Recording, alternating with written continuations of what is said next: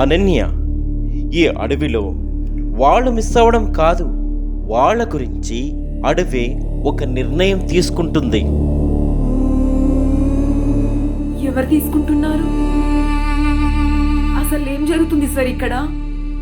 ఈ అడవిలో ప్రమాదము యానిమల్స్తో లేదు అనన్య. ఇక్కడ నిశ్శబ్దమే దాడి. మీరు అరణ్యాన్ని గురించి మాట్లాడుతున్నారా? అరణ్యాన్ని ఆమె ఎవరి ప్రాణం తీసేది కాదు.